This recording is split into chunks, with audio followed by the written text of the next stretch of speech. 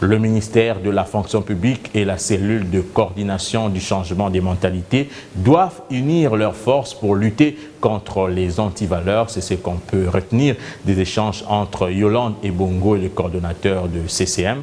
Bien avant cette rencontre, la ministre de la fonction publique a reçu en audience le sénateur Alphonse Oukeni. Il était question de renforcer la cohésion entre filles et fils de l'ex-province orientale.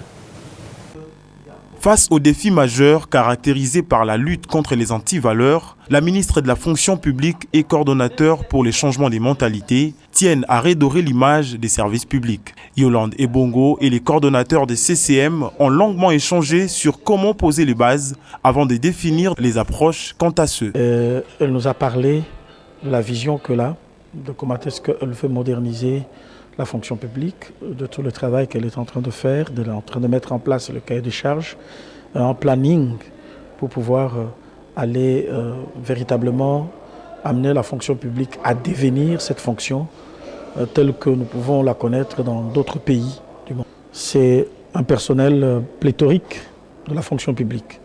Et dans ce personnel pléthore, il y a quoi?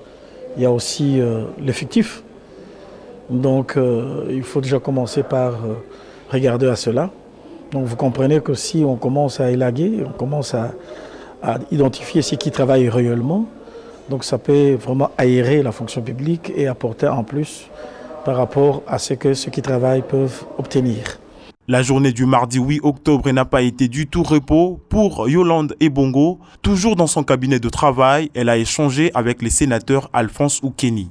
Les deux personnalités ont manifesté leur intérêt à renforcer la cohésion entre filles et fils de l'ex-province orientale. Et le fait que je puisse venir lui rendre visite, même si c'était presque imprévu, ça lui a fait beaucoup de bien et il m'a encouragé à continuer, même dans le cadre du caucus des députés et sénateurs de la province, de l'ex-province orientale, que nous puissions faire un peu le tour de tous nos héreux promus qui sont au gouvernement. La ministre de la fonction publique et l'élu de la province de l'Ituri ont réitéré leur volonté de travailler pour le bien-être de la population RD congolaise.